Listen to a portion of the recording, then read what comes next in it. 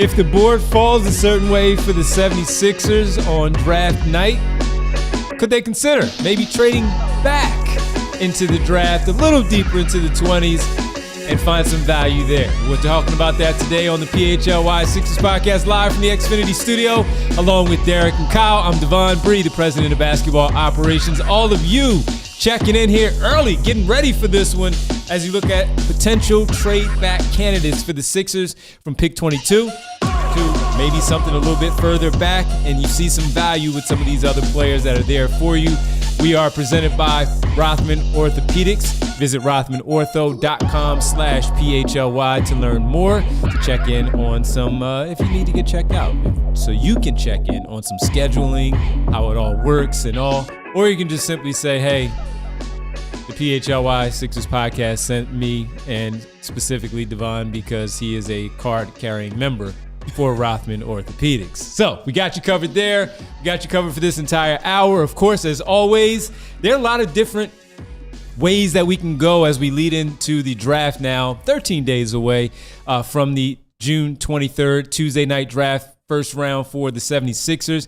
Last week, the guys talked a lot about certain things with the drafts, some trade-up targets. Now we are looking at here where you can maybe trade back. We'll maybe do a few other things as we go along here over the course of this draft season and speak to some other people, of course, affiliated with the draft to get their opinions and evaluations on certain things. But today we start off with some of the targets if the Sixers were to move back. So, Derek, when you look at a situation, what has to fall a certain way for you to maybe want the 76ers to possibly move back with certain players there or going early? Yeah, I mean, I think all the guys that you have to go off the board by 22. And I think you need to get a pretty early second-round pick. Like you'd want something in the early to mid-30s. Another swing at this year's draft, which I still feel, even with the withdrawals, is a pretty deep draft. And specifically pretty deep with some big men that I think can help the Sixers. So if you get a chance to draft, take two swings, like let's say you get a 24 or a 26 pick and also like a 34th pick, I think you got to get some combination of that. And like I said, a guy that you really like has to go off the board. How about you? Well, so here's where I wanted to start. The skepticism I have about trading back is mostly about how the draft board is set up, right? So I think a lot of people in our chat and elsewhere have been on the corner of trade down to 24 with the Knicks, get pick 24, and get pick 31.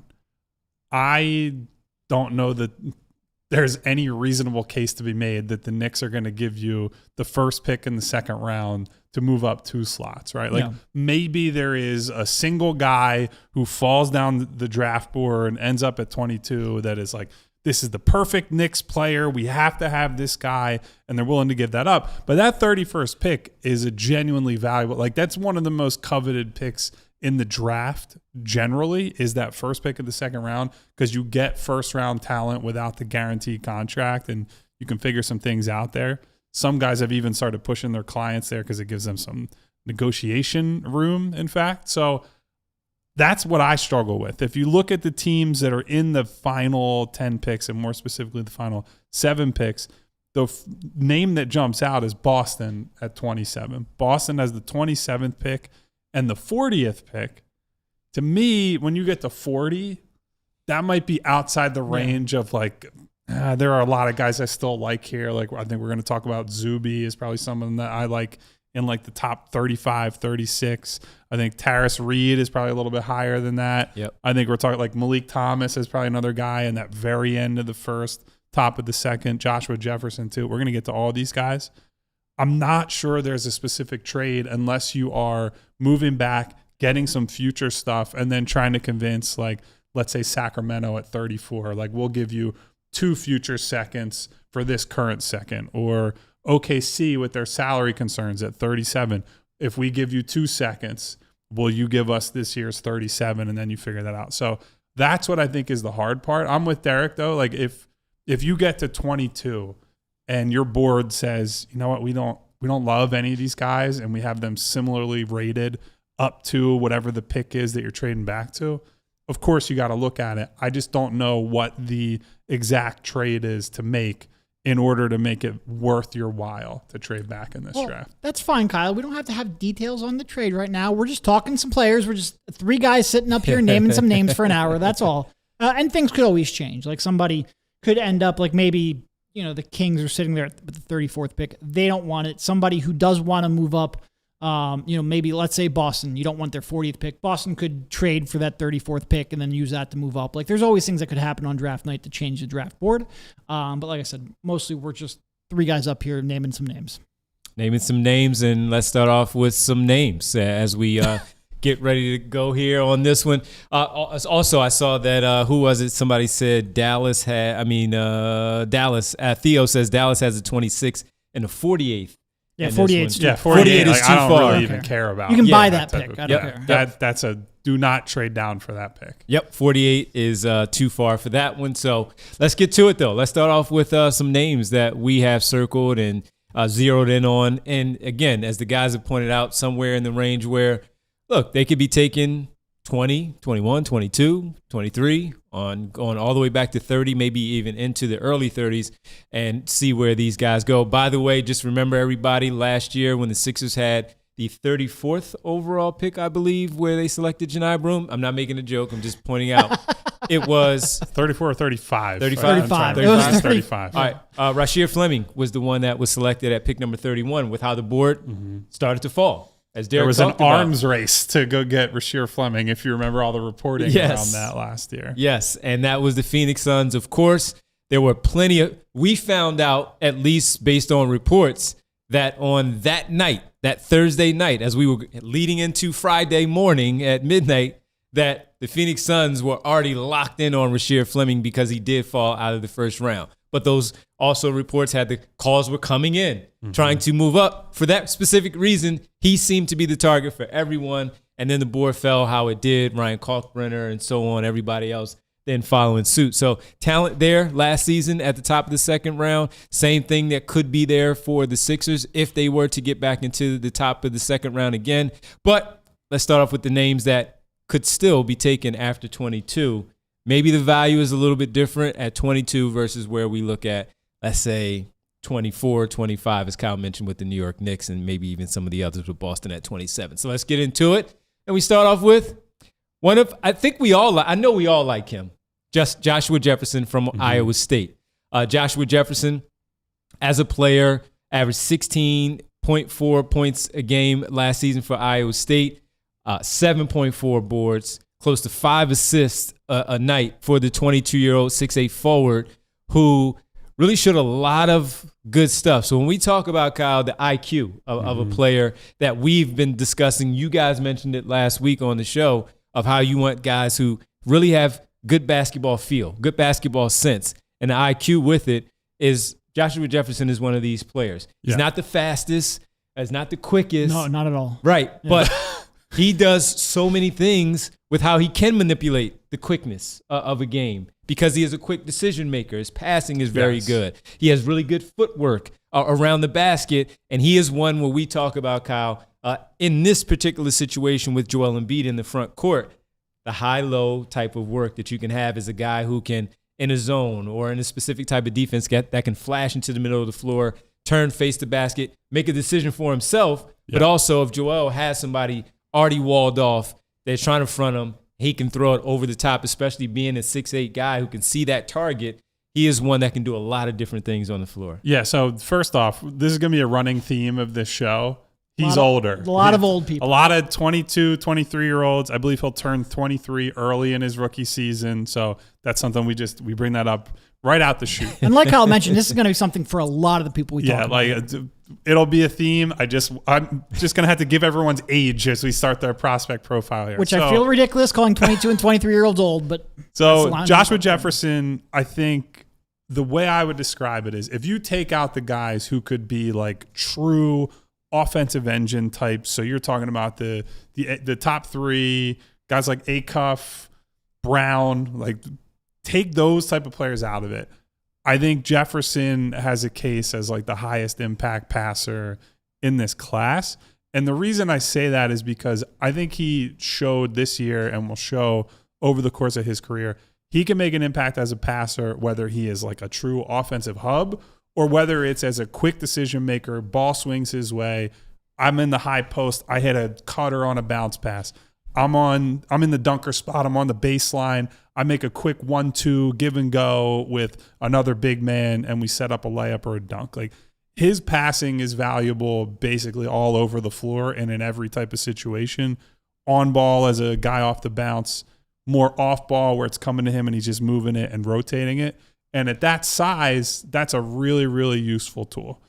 Now, the downside with Jefferson is a lot of the other stuff, right? I think he's not super athletic, and so when the margins shrink for him, he's got good size. Like, he is a true 4 size player. He will basically exclusively play power forward at the next level. But when the athletic margins shrink, can he get by guys? Can he leverage the off the dribble stuff as well? I don't know that quite yet. And one of the other things I'm concerned about, because he's not a great shooter, although his shooting has improved on volume and efficiency over his college career, is that he's not the greatest interior finisher for a guy who has lived at the basket a lot. Like, he is a strength and finesse-based player around the basket and wasn't elite at that level. So you look at that and you say, well, if he's not going to be a spot-up guy, he really has to make his money around the rim with his craft and his strength. And I'm not quite sure that he's going to be able to at the next level. But I think if you're talking about like positional size can help you win the rebounding battle, like he's an asset as both an offensive and a defensive rebounder. The playmaking is real, and it's real in every which way. There's certainly a strong case that if you trade back to like a 27 or 28, somewhere in that range, or even if you acquired an early second, and you take a bigger swing on maybe an athlete that falls into the late first, and you take Jefferson with like a high second round pick, like I think that's a really good outcome from this class if you get one big upside swing and one high field guy on your team. He is one, though, where, look, he doesn't have the foot speed to be a primary creator. Like, you're not going to put the ball in his hands a ton and ask him. I think he has the passing creativity and the court vision to be that, but he's not going to force enough rotations. He's not going to create enough advantages to be that kind of guy. So it comes down to, like, can he shoot well enough to be an off-ball player and to draw closeouts so he has something to attack? And I'm not sure. He certainly improved as a senior. It's not where it needs to be. 34%, I think, pretty inconsistent. Right around high 60s, low 60s as a free throw shooter. Doesn't exactly have the greatest projection. Not sure I necessarily buy the form completely either. In order for me to really be like, all right, he's a guy that you should target in the first round, I need to have confidence in that shot. Because I don't think he's going to be an elite defender. Positionally sound, sure. Help on the glass, definitely, but not an elite defender. Like I say, he's not going to be a primary creator. So in that secondary role, I need him to shoot. I'm just not sure yet. Yeah, I mean, that's the question right there, because he's found a way to work around all of those things. Of course, on the collegiate level, where we were looking forward to seeing him in the tournament and seeing how he can maybe boost some of that value with the ankle injury in the first few minutes of that first round matchup. Took him off the floor. So what has happened since then? I mean, some individual workouts and some meetings with the teams. His name has started to jump back up into the first round a little bit more, seeing him there than we have seen him in the second round in some of these mock drafts. But again, not the fastest, not the quickest. And as we said, while we're talking about older players, even with some of the younger players that we would even talk about in this range, or especially at 22, everybody has their flaws. But how does it fit with the 76ers and what they already have? So when we keep talking about the fifth guy, let's say a six-man, potential starter, maybe a seventh player, what does he bring to what they already have? And we specifically look at the big four because we know they are there. Maybe a Dembona, we'll include him. Justin Edwards in the conversation as well, just as far as what the depth looks like. Could this player come in and add some depth? Could he be a spot starter maybe at the four, or play some 4 minutes with those starters and not be a negative while he's out there? Understand his role, be that passer that he is, hit the open shots, as Colin Derrick have already alluded to when it comes to Joshua Jefferson. But the value also in that passing is just huge, because we saw so many times where we talked about Quentin Grimes would have some good passing moments, but it wasn't enough. Kelly Oubre, not many at all, because he has one singular target, and that's get to the basket and finish, which he is decent at. But everybody else, Trendon Watford didn't necessarily work out the way that they needed him to with his passing, so that wasn't there. You didn't have enough guard play to help out in your passing overall, So if you do get that in the form of a big man who can play at the 4 and do some other things, yes, he could get caught defensively where it's not great, but when you are, again, talking about the value of him at that spot, no, he's not Janai Broom, green-eyed bandit, a little bit different. That I think that, this is a player that we could look at, especially if it was where you didn't have to. You could take that big swing, as Kyle mentioned, somewhere 27, but also acquire that early second, and you get that. That might be – that's a pretty good outcome for the 76ers if you were able to get both of those guys. But if it was just him at, let's say, 27, 28, but you were also able to get some other stuff there, I would be okay with it because I like the player. He is one that I do like. Obviously, he's on the back end of so many other players that we talk about at 22. But this is a player that I do think can play in the NBA, can provide some really good stuff. Again, with the high IQ, he's just one that I wouldn't say I would necessarily bet everything on, but he's one that I would throw on the floor and see what the outcome would be. Yeah, and I see people comparing him to like Trendon Watford. First of all, I think he's a better rebounder than Watford. Much better rebounder. I think he's a much more willing shooter. Even if he's not a good shooter, he's a more willing shooter than Watford. I think Watford at times he has to really initiate for a lot of that passing creativity to show up. I think Jefferson can be a little more of a connective piece. Mm-hmm. So I think he's going to be a better player than Watford. And quite frankly, like if you're talking like, is he going to be like a 7th, 8th, 9th man? I feel very confident he's going to be that in this league. Yep. The question is there going to be somebody there with more upside that I think you should go for? The thing with Watford is the idea of him on this team is really good, right? Like a guy with good size who can put it on the floor, who can play make and do a few things for you. Like that all sounds good. The problem with Watford has long been you have to have the ball in his hands because Derek is exactly right. His passing value is all like, I'm going to basically play jumbo point guard. Jefferson can do that, but a lot of his passing value is making quick reads on the floor. Like, okay, they're crashing from the weak side, hitting an over the top skip pass, or I catch the ball on the high post and I see a cutter and finding that guy through traffic. Like it's a much different playmaking skill set. And to me, the really important difference is the rebounding, because that was my big point with Watford last summer, was that I like the offensive stuff, but he historically has never really been a good rebounder.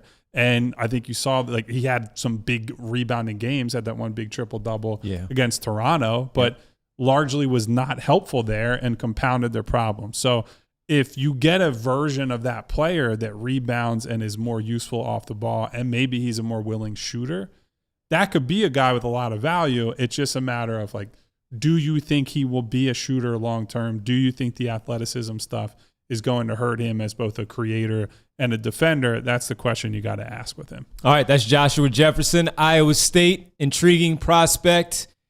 How do you feel about Joshua Jefferson? Let us know in the chat. Of course, hit the like button, leave a comment, and subscribe. Spread the word. Let everybody know, as we are now 13 days away from the NBA draft, that this is the place to be for all your conversation with the community, with us, and Bree, of course, talking about the Sixers pick number 22, or maybe trading up, trading back, all here on the PHLY Sixers podcast. When we come back, we have more prospects to discuss.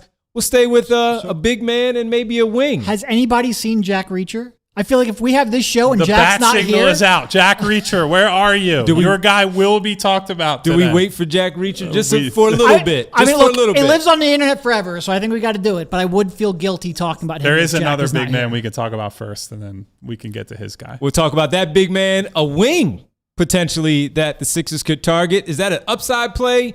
Maybe, maybe not. We'll discuss it all. Don't go anywhere. It's the PHLY Sixers podcast on a Wednesday. Guys, I want to introduce your newest craving. That's right. Wawa now has tacos. Wawa's expanding its freshly prepared food lineup with new seasoned beef tacos, and they're available just for a limited time, built to deliver bold, craveable flavor in every single bite. Warm, soft tortillas with savory, juicy, and boldly seasoned beef. I've been having quite a few of them lately as I've been on the go. I was on vacation, had to stop by for some Wawa tacos. All kinds of options to choose from as you prepare yours. You can choose from the seasoned beef, chicken steak, or black beans. You add that shredded cheddar cheese, of course. You can pick up the two spreads. So they have salsa roja, garlic aioli, barbecue ranch, buffalo, chipotle is the one I'm going with. Then you get a fresh topping like shredded lettuce, salsa, fire roasted corn, onions or pickled jalapenos packed into that tortilla. It's a perfect on-the-go option, but do not wait. This lineup is only here for a limited time while supplies last. So get your butts down to Wawa. Next time you're there, grab a taco. Find your brand new go-to order. Guys, I just want to thank you for being part of the PHLY community. We're always looking to improve our shows around here and better understand how you listen and what you value the most. That's why we've launched a new quick survey. Your feedback helps us shape the content you love and also, hopefully, make it even better. Only takes a few minutes. It makes a big impact. So just take a moment. I need you guys to head over to allphly.com/poll and let your voice be heard. Respondents have a chance to win a $100 Amazon gift card. And look, you spend a lot of time with us. You're here watching a show about the Sixers, shows about the Eagles, Flyers, Phillies, whatever it might be. You want those to be as good as they can possibly be. You want them to be tailored to your interests, be as engaging as they can be. So all you need to do is help yourself out to help us out. Go to allphly.com/poll. Let your voice be heard. And remember, you can get a $100 Amazon gift card if you win. Trade down targets here today on the PHLY Sixers podcast. Welcome back. By the way, Brian Knight says Jack Reacher is busy breaking bones. That's why he's not in the chat right now, getting ready for season number 4, I guess it is, for the new show. All right, let's get to another big guy, and then we'll get to the wing.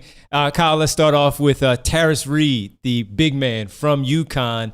Also, how old is he, Devon? 22 years of age is Tarris Reed, a junior, 22, 6'10".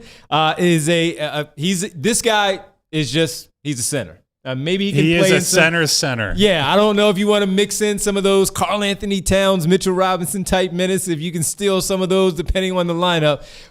Close to 15 points a game, 9 boards, 2.3 assists on the night. And he is a really good guy that can rebound the basketball clearly with those numbers. They've had rebounding issues, especially on the defensive side of the glass.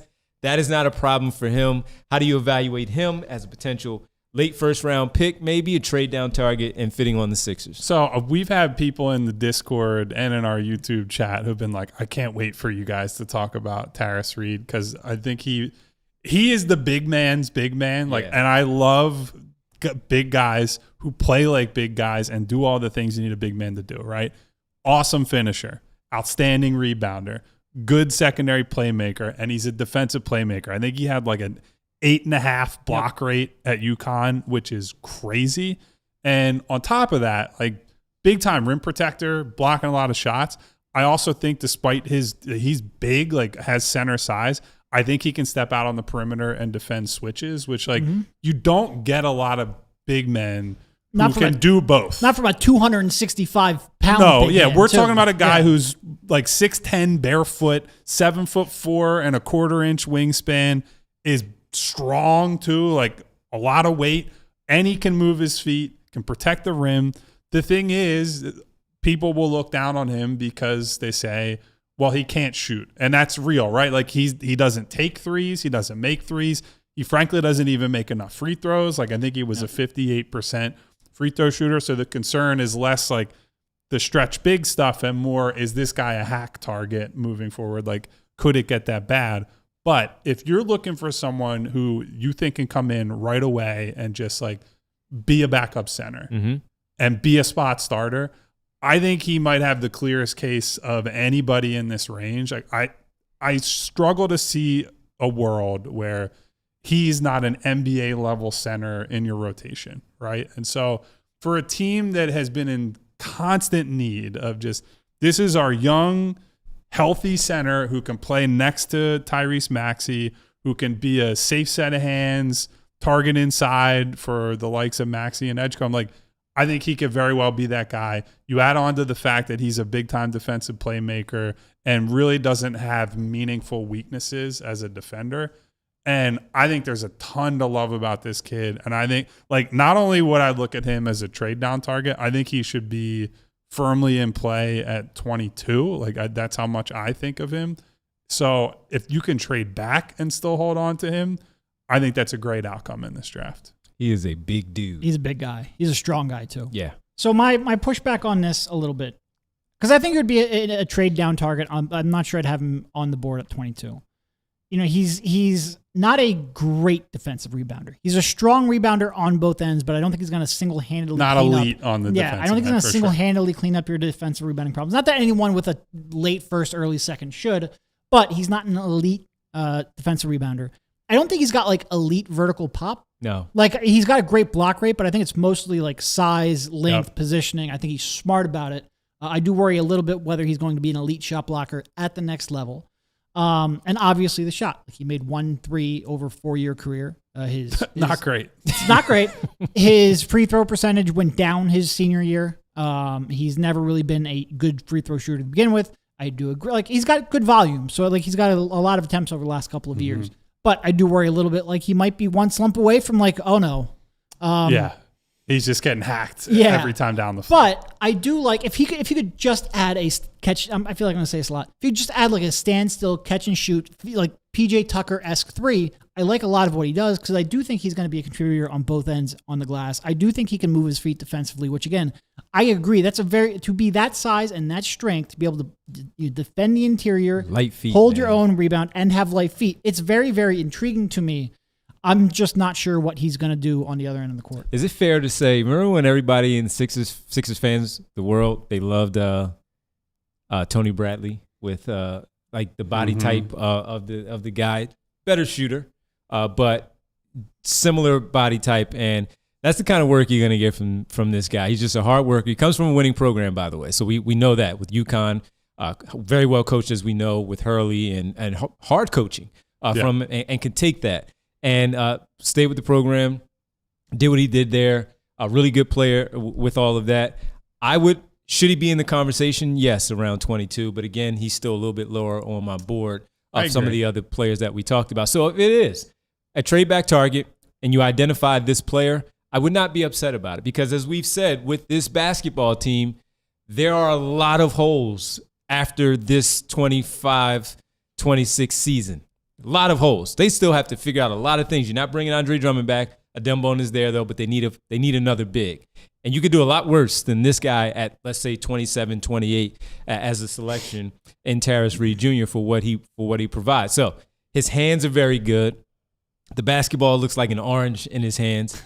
When we talk about Adembone and the hands issue, he's not gonna have we don't have to worry about that here with this player. But is he a enormous shot blocker like Adembone? Can he bring that type of stuff? He did well in college. Can he do that in the NBA? Don't know. But what I do know is he knows how to get the spots. He reads the drop coverage. He knows how to hedge out a little bit. He can recover and still block some of those smaller guards in their shot attempts without committing a foul. So you're just talking about a smart basketball player there in the front court that they can use as we keep talking about that. And in this case, if we're still speaking about a backup big, and let's say you don't go and spend any money at the 5 on the free agent market, he is an older player that knows how to play the position. So it could be a knock in some ways, but it also could be a positive in a case like this where you have 2 young backup bigs behind Joel Embiid.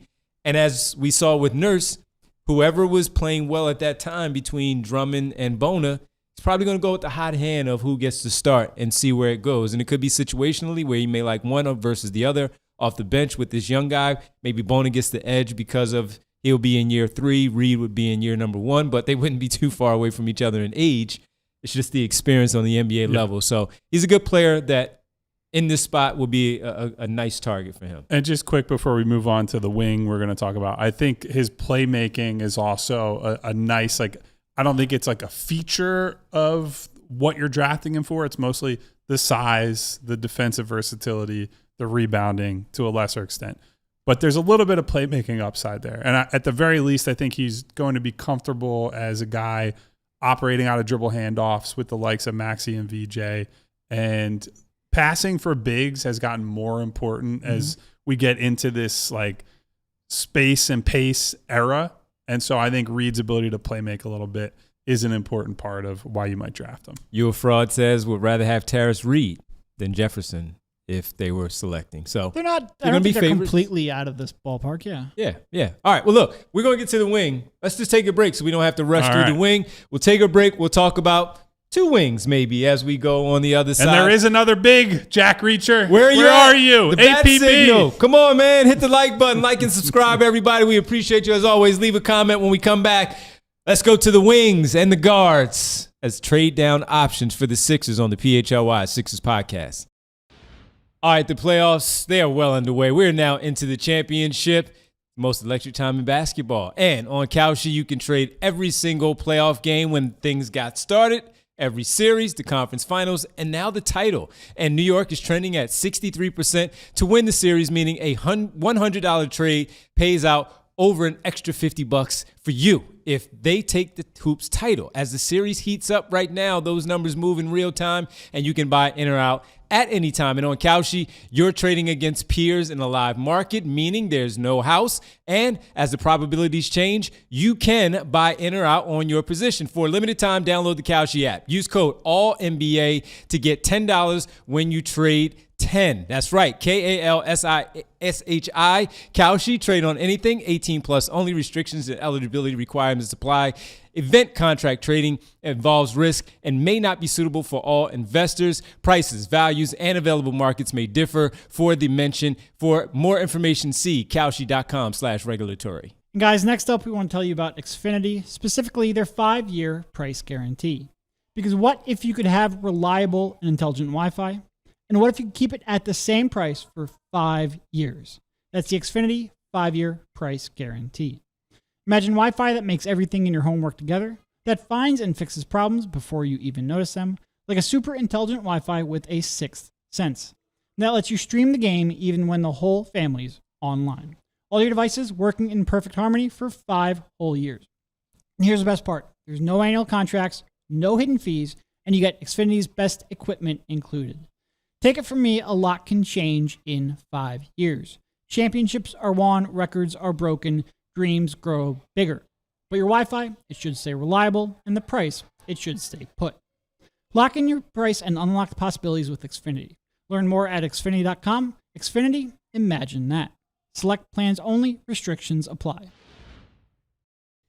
Talking about the wings and guards here next on the PHLY Sixers podcast. Welcome back. By the way, Joe in the chat says because of the wings and guards, wings are better than thighs. You agree with that? Yeah. Oh, no doubt. I agree. There's no doubt. Whose thighs? Well, that's a good question. San Antonio thighs? Very different conversation, Kyle. Charles Barkley? Cardi D's. Yeah. Everybody loved that one, man. Disney didn't even care. It was funny. So let's get to this next conversation here as we talk about some trade back targets, and that's the wings and the guards. And we start off with one that is another older player, 6'6", can score the basketball. There was some talk about him coming out a year ago, and he decided to go back to school. And guess what? It looks like he's firmly in that back end of the first and not some second round conversation, but more of the first round. Mm-hmm. And that is Isaiah Evans, 6'6" wing from Duke, 20 years old. And 20? He's like the youngest player we've talked about by a lot up to this point. He's the baby of the group here. But Isaiah Evans, just a guy, Derek, that can score the basketball that we know he can shoot. He had a nice tournament run as well. I think that also helped out some things. Went to the combine, did some good things there as well. And just a player that we know knows how to play and on the wing where the Sixers can use some scoring, some size, some versatility there. He is one that, coming into the league that he's just flat out can do those things. Yeah, and you need shooting, and you need shooting with a little bit of size. And again, he's probably about 6'7" in shoes, 6'9" wingspan, so he's got a little bit more versatility than maybe the shooter that you traded away to get this draft pick. And he's going to catch and shoot shooting, a little bit of movement shooting, pretty good decision maker with the basketball. I think he's got to do a little bit of work defensively. There's a little bit of concern because he's not necessarily the strongest guy in the world. But I think he's a not super I don't think anyone's gonna be like, oh my God, Isaiah Evans, yay. But I think I need non-bozos who can shoot the ball, and I think he fits that bill for the most part. But you know what that too, as you say, oh my God, they're not going to be all excited, but they do know his name. 100%. Where even as a veteran in college basketball, he's one that I think people watch with Duke and they say, I know who that guy is. I saw him shoot 41% from 3 in 24-25, and while it dipped the 37, still pretty good. in the senior season at 25-26. Big jump in the scoring overall. While he shot a bigger percentage, Kyle, at Duke last season, the scoring went up. While the percentages went down, the scoring went up, and you saw the things that he could do. And again, I think not only is he a good shooter, but the only other thing with the shot, I think the quickness of the shot would be really helpful too. Yeah, I would push back a little bit and say, like, I think he's a sexier pick here than like most of the other options that we'll talk about because his name. I don't even think that, like, he's an offensive guy. A lot of these other guys we're talking about are like a scoring guy, I should say, because Jefferson is an offensive guy, but it's connectivity, it's playmaking, it's this and that. Like, Evans is a guy who can come in and he might hit 6 threes in a game, right? Like, he might get nuclear hot. Yeah. And that's like, to people who are like, man, they lost Jared McCain, they lost this. Like, that's the sort of guy they're looking for, is someone who's going to spark the team. I only say that for 2 reasons. One, because you don't look at him and think he's going to create all that much on his own at the next level. And also because I think a lot of people are locked in on power forward at this spot. Yeah. So I think the case for him is that if you assume that, and it seems like it, if you assume that Christian Anderson is going to be gone by this range of the draft, I think Evans is probably the best shooting prospect who will be left. He was elite from both corners. Like, I think he shot 43% from either corner. He's a movement shooter already, like a guy who can come off screens and make shots.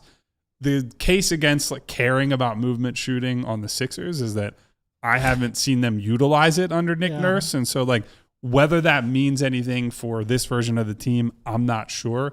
But he's more than just like, this isn't a guy who just stood in the corner and made threes. This is someone who you can ask and watch make threes from all over the floor in all different types of sets. Now, the problem is very skinny, and I don't know that he's going to beat anybody off the dribble. So his value basically becomes, do you make shots or are you missing shots? And if you're missing shots, you're on the bench because you're probably not going to hold up that well on the defensive end. I think he made a little bit of progress this past season in terms of the other stuff, like a little bit of secondary playmaking, a little bit of off the bounce game. But if you just, we talk about the need for shooting on this team. If you're just like, get me a shooter, you can make the case for this guy 27, 28, somewhere in that range. And I think it'd be a completely coherent pick. So Phil Evans says we don't need a taller McCain. We need a taller McCain that can actually be a ball handler and a playmaker.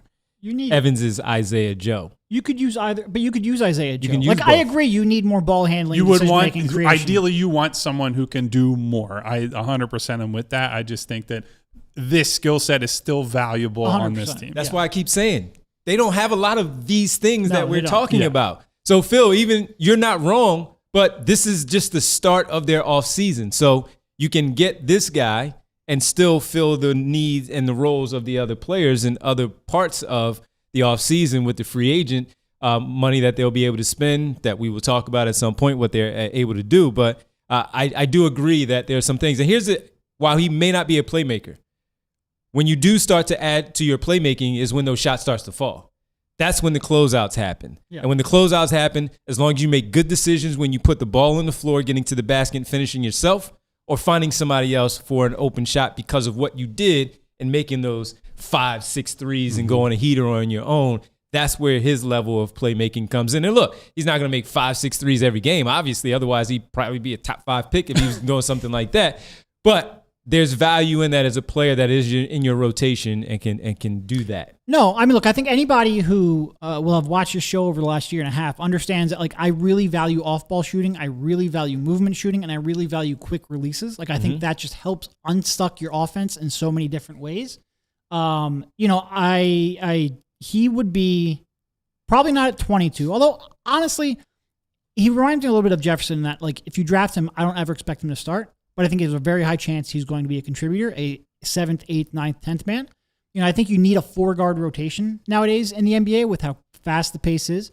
I agree you would want another guy who can give you, spell ball handling a little bit more effectively. But I think you need somebody in this role and of this archetype.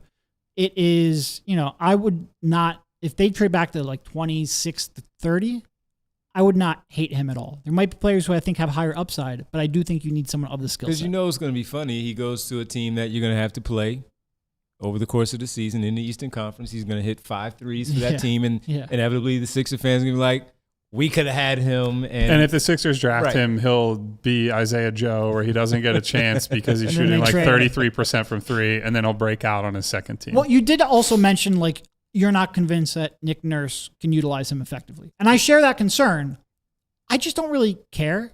Like, Well, coaches, he'll still provide value because, like, if you stick him on the weak side in the corner, he'll make a ton of yeah. threes. But I also like coaches are short term. I hate to be like too cut and dry about it, but like very few coaches get more than 5 or 6 years at a spot. Nick is what's this going to be his 4th year already? Especially with the new front office guy. You're talking about drafting a 20-year-old. If you believe in him as an NBA player, I don't worry about the current coaching staff's ability to utilize him to his maximum effect. Do we want to talk about another shooter then before we take another break? Because I think there's another guy who's a candidate to get into this type of conversation is Malik Thomas. Right? When is Isaiah going to be 21? But I think they're looking to get off of his contract. December Decrease their 6th, he'll be 21. There you go. Oh, So okay. he's young. Yeah. Yeah. Okay. All right. Well, even younger, Malik Thomas is currently 19. This Played is at Arkansas this is last Phil year. Evans' guy, as we talked about Isaiah. Yeah, so I have to double check his combine measurements. I think he's like a 6'3.5", 6'4" Hold type on, size. Derek can look all that I got up. him up somewhere.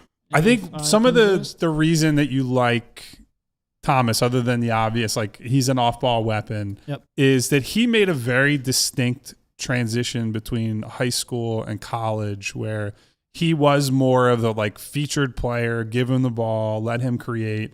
And then you play alongside Acuff, who's like a true offensive engine at the college level. And Malik did a really good job of adjusting to like, okay, I'm in a secondary role. I have to find ways to get open, relocate, provide value off the ball, and did an outstanding job of that. Shoots like 42% from three, which is nothing to sneeze at. I think despite his size, I think he tries on defense, and I think that they're like as the season wore on, he got better and better. Like that's a meaningful thing for a guy who's that young, right? Like you want to see the competitive instincts, but you also want to see someone who, as the season wears on and the competition gets tougher, like you're rising to the occasion. Like those are real positives. And so if you draft him, there's a possibility that like you take him late in the first or maybe early in the second, and it's mostly on that shooting. But unlike Evans, I think you might be able to squint and say, maybe there's some untapped upside for this guy as like an on-ball backup type guard, at least as like a secondary creator next to VJ in maxi-less minutes. And that offers some like real value to you off the bench. You're not expecting him to be a starter at any point, but if he's like a solid top 7, top 8 guy, like that's a useful use of that pick. So the downside is, again, he's not that big. And so I think the athleticism concerns are a little bit more meaningful at the next level. I think he only had 4 dunks the entire season, which like normally that's a red flag athletically and for guys as ball handlers, like just purely counting dunks. It's a really reductive stat, but it is a thing to keep an eye on. But I like him a decent amount. I probably would go elsewhere, but he should certainly be in play if you move back to that, final few picks of the first. So the measurements real quickly here. 6'3" without shoes, so like 6'4", 6'4.5" with shoes. 6 foot, 6.5 inch wingspan. I think my concerns here, first of all, I think the shot is obviously the area of intrigue, and there's a lot of diversity to the shot. I think he does a good job creating space for it. Not an elite passer. In fact, I'd go lower than that. I think he's a pretty below average passer. I do think he has Acuff's job. Wagner. Yeah. I think he has some area to grow, but I don't think he's ever going to be like a lead type creator. So the combination of not having lead creator and I think a pretty bad defensive profile. Like it's not only that he's pretty short, not a great wingspan, not a bad wingspan, but not a great wingspan, and he's just really frail. And I think underdeveloped, and I think that impacts him in meaningful ways on the basketball court, whether it's finishing side, whether it's getting through screens. I'm just not sure he has the physical. And look, he's only 19. Maybe he can add more. I'm not sure I'd love the frame and have a ton of confidence he's going to add a ton of real meaningful strength. But obviously he's got time. But I think the combination of the lack of creation and the lack of defensive versatility, trade back interested, but he's not in there at 22. Definitely not at 22. Yeah. That's, again, Phil Evans' guy. Kyle Wright says, Leak is my guy. Kid has photos with him. His kid has photos with him. Used to head down to Atlanta to watch him play. Wow. OTEs said that he is He's a good guy. He's a good player, all that, great kid. And we'll see. And someone also mentioned anybody who plays for, Mello says, can't go wrong with the Coach Cal guard since Calipari. Generally, that is true. Coached him there at Arkansas. All right, when we come back, we got some big fellas to talk about again on the front court. Jack Reacher, where are you? We got to get to him. We got to talk about Veesar. He wants him at 22, but we'll see. And another big guy who not talked about a lot, but also comes from a winning situation with another older college coach. That's a Hall of Famer. And we'll talk about him. It's the final break here on the PHLY Sixers podcast. It's that time. Championship time, right? In both NHL and NBA, and right now at Bet365, you can get a lot of different same-game parlays that I'm seeing right here on my app, everybody, where you can just go in and see where you can get 50% off profit boost for the NHL Stanley Cup Finals. You can get some same-game parlays that are already put together for the NBA Finals. Obviously, for each game, different odds on where they're perceiving things to be for those particular games. That's all at Bet365 right now. And for any new customers, this is what they have for you going right now. You, as a new customer, can get $200 in a promo when you just deposit $10. Place a bet for $10 and deposit that $10. And all you have to do is from there get $200 in bonus bets, win or lose. Download the app. Use code PHLY365, Bet365, where winning is everything. Gambling problem, call 1-800-GAMBLER. 21 plus, only must be physically located in Pennsylvania. Terms and conditions apply in-app. Good people from Rothman Orthopedics, everybody. I'm here with you because I can walk because of Rothman. ACL repair, Achilles repair, all from Rothman Orthopedics. That's why I feel very comfortable telling you about it as well. So if you've had maybe not something as severe as I had, but maybe feeling a little tough after a rigorous workout, pickup game, or just everyday life changing up on you, don't ignore it. Go with the best at Rothman Orthopedics. They've earned national recognition as the #1 physician practice by Castle Connolly for having the most top doctors in orthopedic care. That means top-tier specialists right here and ready to help. Scheduling is very simple. Just visit rothmanortho.com/PHLY to book your appointment. And you can tap into Rothman now for immediate virtual access to an orthopedic expert who can point you in the right direction. Don't wait it out. Go to rothmanortho.com/PHLY and take the first steps towards feeling like yourself again.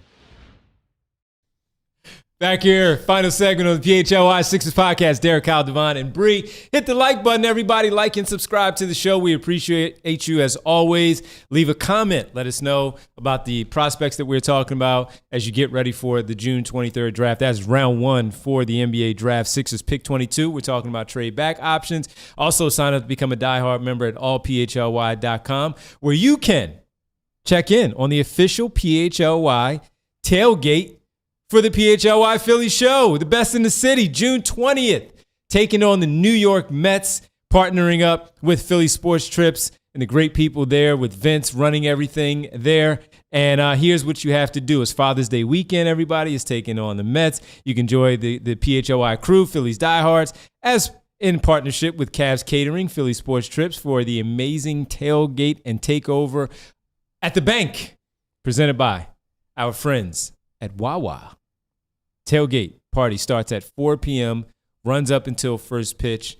Go in at allphly.com, check out the events page, and you can get in there. All you can eat fan favorites, including filet mignon sandwiches, juicy burgers, hot dogs, and more cold drinks.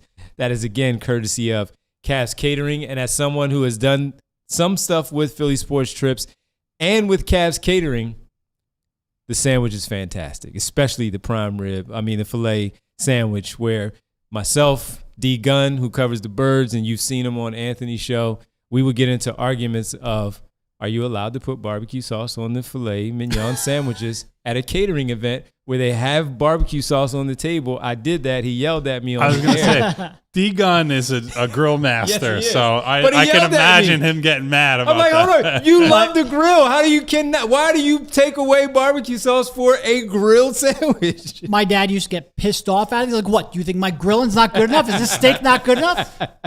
If I can make it better, why would I not want to make it? I don't understand the logic. But I'm telling you, the food in and of itself is worth the the price of admission to go hang out for this tailgating event. So again, that's June 20th. 24 hours marinating that, and you're putting barbecue sauce on? Father's Sorry, Day I'm weekend. having flashbacks. That sounds like a dad.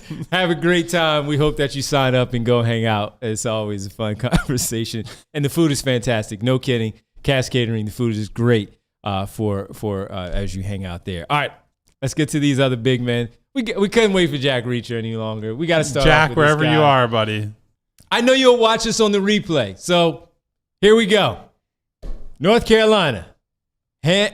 Is it Henry or is it Henri? Henri Veesar. We'll have to check with the official pronunciation. My guy. Estonian is not great. I'm calling him Henry. I said to you earlier, I was like, the way he spells his Yes, you name did. trips me up every time. The double second E, double A. Yes, the second A gets me every so time. this one is a very straightforward sales pitch. 7 feet tall, shot 43% from three, or 42% from three, somewhere in that range. Very good mechanics. The underlying free throw numbers are a little bit of a concern, and he did not shoot well up until this year from three. Yep. So if you're drafting him as a stretch big and he doesn't shoot, that's where the case starts to crumble a little bit, right? Because I think offensively there's a lot to like. He's a good play finisher. He can finish lobs. If you throw him an entry pass, and he's got to come down with it, like decent second jump and finishing ability there. I think he's someone who can help you win the defensive glass battle. I don't think he's a big-time offensive rebounding guy, which is fine. You know, you can have guards crash and figure it out that way. Couple of the big concerns. One is the shooting thing, but it's connected to everything else, right? He was only 227 pounds at the combine. And so you look at that and you say, at that height, is he someone who's going to get moved around by other bigs? And to me, more importantly, with the way the league has gone, is he someone that when drivers go at him is going to just have guys bounce off him and score, pick up, draw fouls? Like, how is he going to be as an interior defender? The upside case, I guess, on this team would be if he can defend well enough to play backup five and he shoots the ball, you could potentially play him in two big lineups, because I think he needs another rim protector or like rim protection elements alongside him. And so if you can get away with like 5-10 minutes a game, he's with Joel Embiid or another big, like I think that's when you could start to see lineups come together. Again, unlike Bona, good hands, like someone who's trustworthy there. It's going to be good in pick and rolls with any of their guards. But the defensive stuff and the fact that he's as skinny as he is and the late developing shooting ability, those are all like noteworthy concerns for me. Yeah, I mean, it really comes down to that shot. Because like Kyle mentioned, first 2 years, shot just 31% from three, made 19 threes over 66 games. Turned that around in a big way during his final year at UNC, obviously. But it is a late developing shot in his career. And why that matters, I think, is people who shot, like, let's say he played 3 years, shot well from all 3 years, you just have a little more confidence that when the closeouts come a little quicker, that when the players he's playing against are a little bit taller, when the contests are stronger, he's going to continue to be able to make that shot. Whereas Henry, I'm going to call him, it's a good shot, repeatable mechanics. It's not the quickest shot in the world. I think it's a little bit segmented. It takes a little time to get into it. Smoothish mechanics, but it can take some time. I worry a little bit whether it's the extended range, whether it's the tougher closeout, that if that shot dries up, then what do you have left? Because he's a solid defensive rebounder. Again, not great. He's not dominant. He's good. He'll be a contributor. I don't think he'll be a negative. Not a great rim protector. I do think he makes pretty good decisions with the basketball. He can be a pretty good DHO hub. But in order for that to happen, people have to guard him out there. So it really does come down to if that shot translates, then I think he's going to end up being a really useful player, worthy of a late first, early second round pick.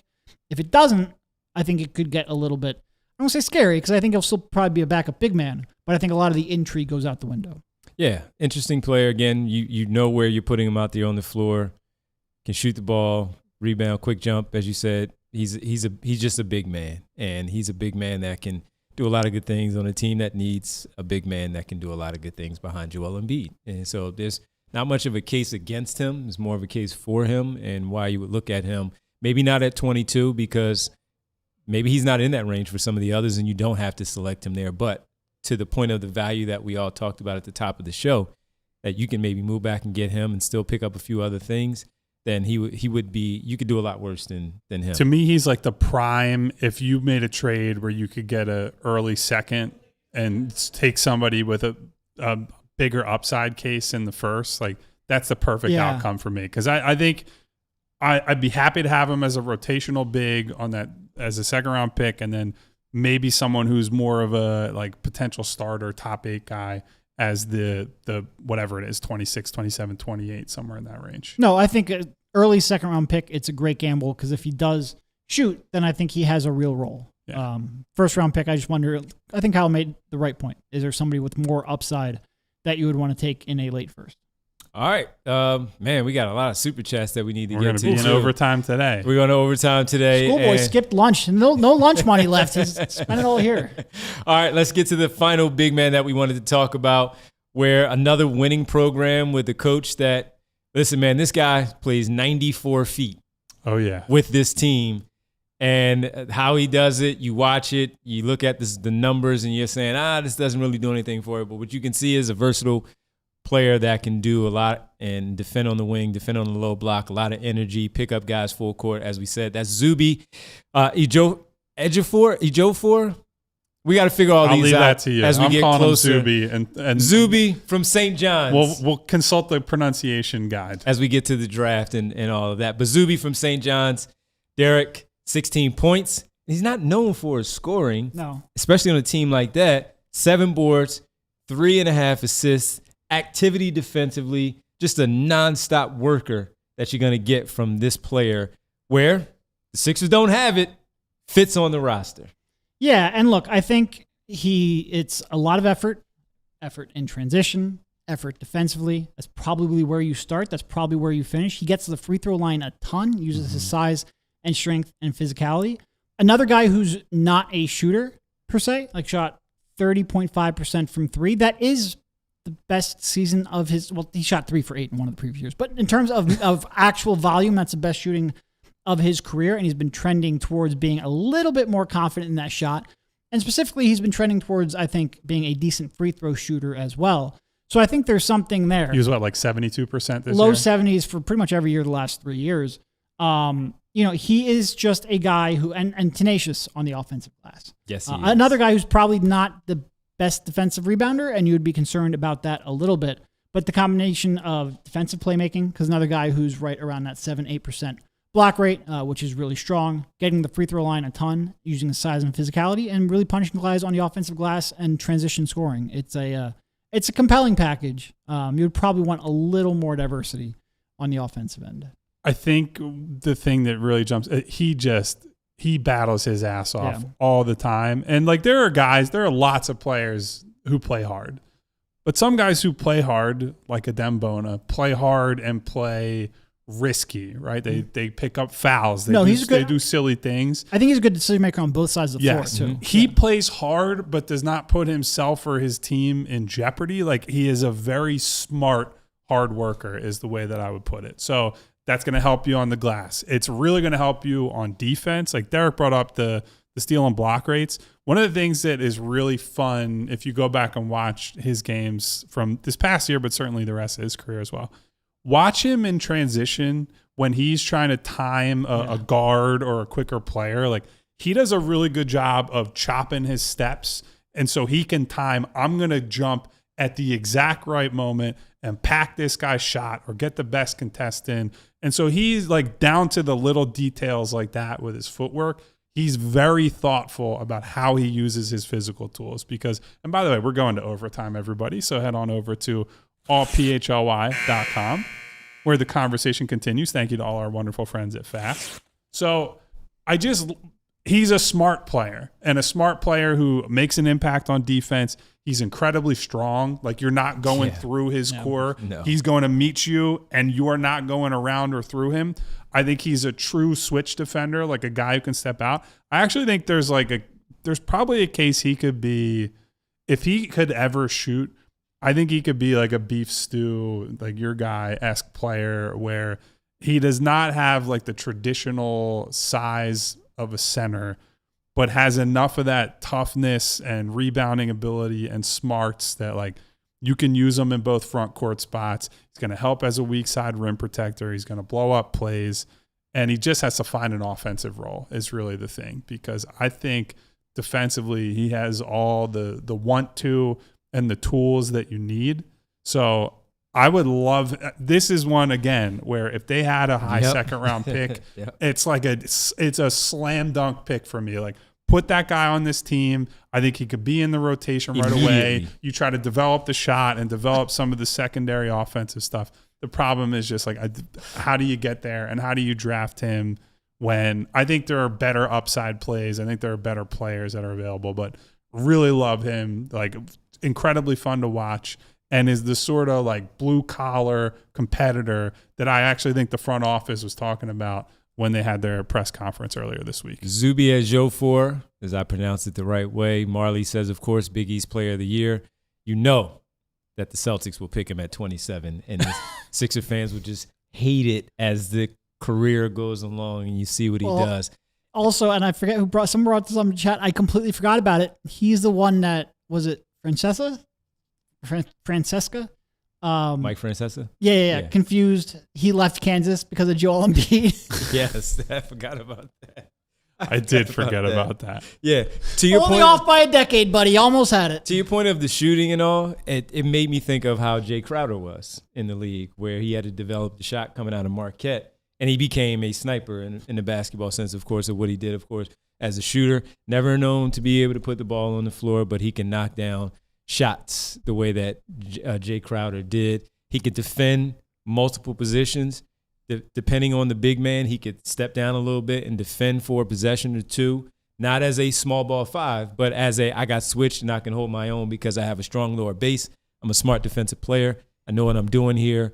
And so he kind of gives me a little bit of that, better athlete and bigger, a little bit of a taller frame, it seems like, when you watch the both of them out there on the floor. But if the shooting can catch up like Crowder's did eventually become, then you're talking about somebody that could be a starter for your team that's a championship type of contender, as we saw him with the Suns and also with the Bucks. So he's a great example of, I know that this is the trade down show. The case for Zuby is like, I would trade into the second round to get someone like him. If you have to package a couple of future seconds and you identify like this guy is, they don't have players like him. They don't have power forwards. You need forward depth. You need guys who do exactly what he does.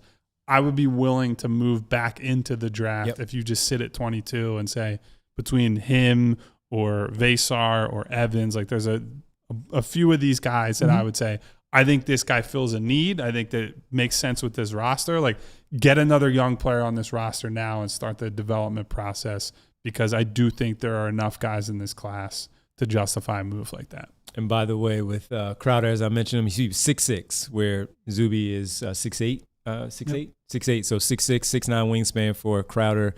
I'm not sure the wingspan for Zuby, but we saw. I think he's got like a 7'2", 7'2" with an 8'11" standing reach. Yeah, like that's.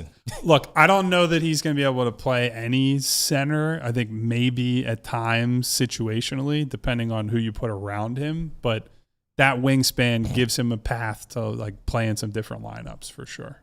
It really is. Like, he does so many things that I like, whether it's switchability on defense, whether it's just the toughness and competitiveness, the decision-making. But if you're going to be mostly a 4, really need that shot to come around. Yeah. But you already know it's going to be Boston or New York, and Sixer fans are going to have to deal with that for many years in one of those uniforms in the division. All right, let's get to the Super Chats here. Great stuff talking about these guys, trade back candidates potentially. Let's get to some of the Super Chats here that we have with all the good people, starting with Davon, as the guy said he has a ton, and just want a good team for VJ Max even without Embiid. That's the first one that he mentions. Yeah, I mean, look, you just want just want a good one. Would y'all trade back a bit if we got a second first?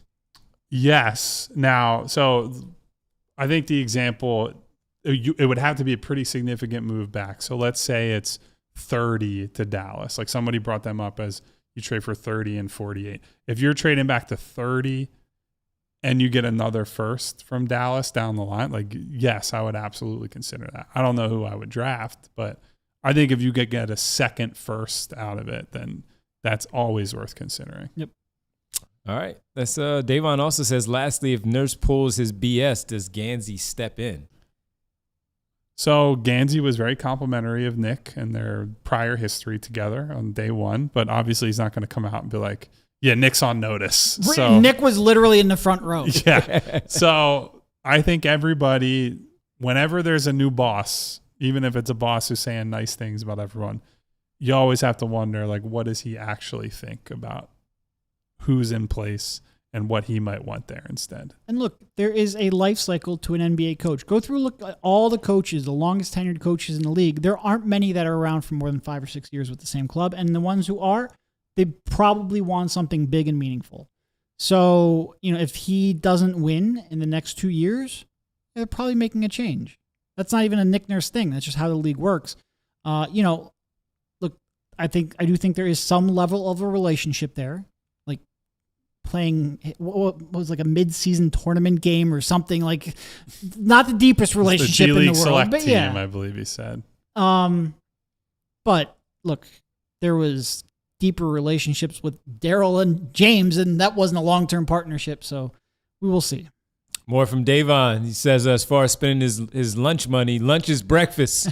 I work overnight now. Girl dad. Now. Congratulations. He said he meant girl dad. So congratulations to our guy, Davon. Yes. Welcome to the club. And one last one from It's Davon. That's for me. He goes, juicy, boldly seasoned beef. JK, you're my guy. Listen, I said during the break, I was like, if Davon's here, we're going to get a pause from him on the juicy beef today. So thank you, Davon, for all your contributions little juicy today. beef? Come on now. Street meat, man. You a fraud has a trade proposal Wawa, for us, by the way. Trade proposal. Can we draft Tarris Reed, trade Paul George to Detroit for beef stew? Juicy beef and Duncan Robinson, and we got defense and offense in the deal. So you're looking at Tarris Reed, Duncan Robinson, and Isaiah Stewart, and you move on from Paul George. So would you do a move like that? I'd have to look at the contracts. Just getting like one offensive guy and one defensive guy doesn't really do. Wasn't that the trade proposal we talked about before when we did part of the show on that one? Where I think it might be. It doesn't mean I remember their contracts. So come on now. It was Tarris LeVert, Isaiah Stewart, Duncan Robinson in that deal for Paul George. Yep. I don't think I remember being in love with it. No, weren't. No. You were off for that week. Yeah, I was going to say I don't recall this at all. Maybe I suffered a concussion at some point over the last several weeks. Is definitely possible. And you, a fraud, also added, great show, guys, with a thumbs up. Thank you, fraud. Thank you. You're not a fraud. How about that? Never a fraud, you are. Never a fraud. One last one from our friend Mr. Sandman. Bring me a dream. Says, if you want to build a championship team around Maxey and Edgecombe, can you give me a wish list of players that fit what they do best? Victor Wembanyama. I'm just kidding. So when you have those two guys, VJ, good positional rebounder, but they really need to find size, shooting, rebounding is kind of the paradigm right now. Yes, ball handling too, like a bunch of other stuff, but they need guys who can help out on the glass, can knock down a shot, and can guard. Pretty straightforward. So I'm like, that's anybody who's anybody in the NBA. Basically. And as we talk about the draft, those are the examples of type of players that we've talked about from 22, move up possibilities, trade down.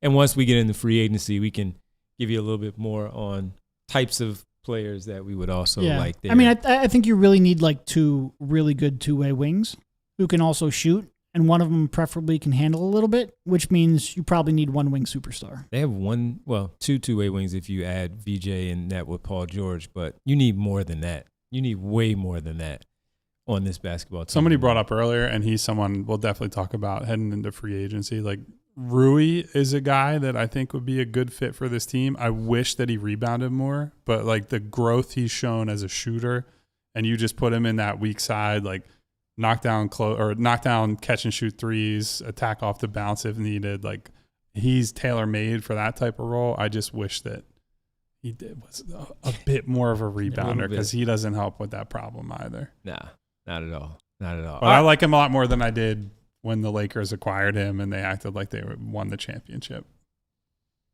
He's gotten better. He's gotten a lot better from Washington. He was at that time though. I was more willing to take on a chance on that particular team that the Sixers had with him. I'm okay with him.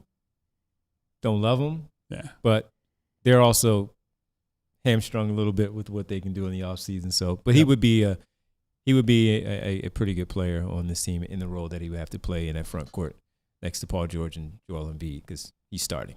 All right. Let's get to the world famous roll call, everybody. Thank you for hanging out with us. Appreciate you as always. Thank you, everybody. Thank you to our super chatters today, from Davon to You a Fraud to Mr. Sandman. I believe we're all our super chatters. Thank you for your contributions to the show, my friends. Thank you also to Remo K, to Brian Knight, Kyle Wright, Marley, Rich Remo. P.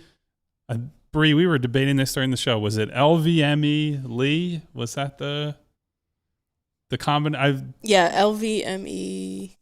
LVME. LVME. Thank you to LVME. Thank you to Joe76, RC Thompson, Eugene Ross, APB on our guy Jack Reacher. I can't believe you missed us finally talking about Veesar. Jack, we waited as long as we could, but there's only so much we can do. Thank you to Teach Game Reloaded. Thank you to Headfa. Teach Game. Wolfgang McGregor in the building. Thank you to Green Eye Bandit. Wolf. To Jazz, Chris Blaylock, Jay to Jungle, Aaron, Antoine, Ray Need, Val, Mom's grandchildren, of course. What's up to Mom? What's up to Jess? What's up to Between and Unseen?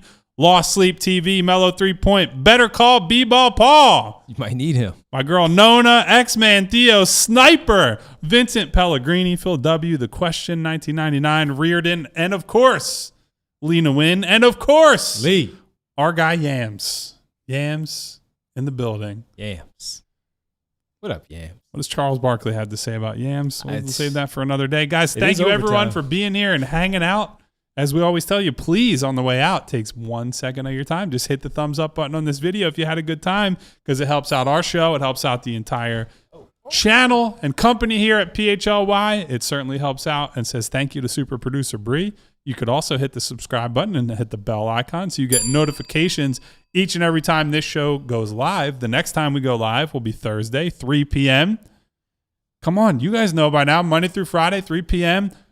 Every week of the off season, every day of the off season during the week, we are here. So until the next time, stay safe, take care of one another. Goodbye, everybody. See ya. We all silly like the mayor.